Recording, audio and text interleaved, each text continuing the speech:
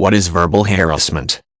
Verbal harassment is language that is directed at another person that causes that person harm, typically in an emotional or psychological sense. Calling a person names, making him or her feel useless, or otherwise diminishing a person's self-worth can all be forms of verbal harassment. This type of harassment is recognized as a serious offense, but unlike physical forms of harassment, it is very difficult to collect evidence that attests to the existence of verbal abuse. Recording the abuse or finding witnesses may be the only solution to the problem if a verbal harassment case must be pursued. Interpersonal activities usually involve communication, and most societies have certain rules that govern what types of communication are appropriate in any situation. Harassment of the verbal type flaunts these rules and uses words to injure a target victim.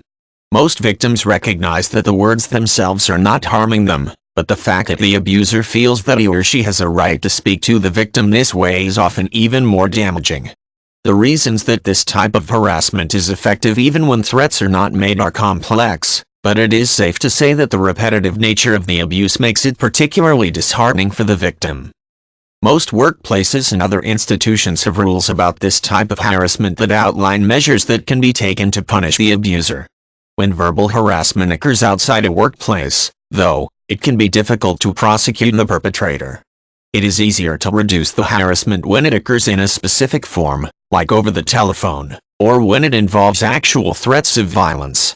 Usually, the abuser can be punished with a restraining order that limits the type of communication he or she may have with the victim. What types of language constitute verbal harassment varies by area and culture, and even within the same city two different people might have two very different ideas about what constitutes appropriate speech. For example, in some cultures it is common for superiors to disparage workers in aggressive ways, while in others, this behavior would be considered unacceptable. Even language that might be meant to be inclusive, such as certain diminutives or racially loaded names, can have different effects on different listeners.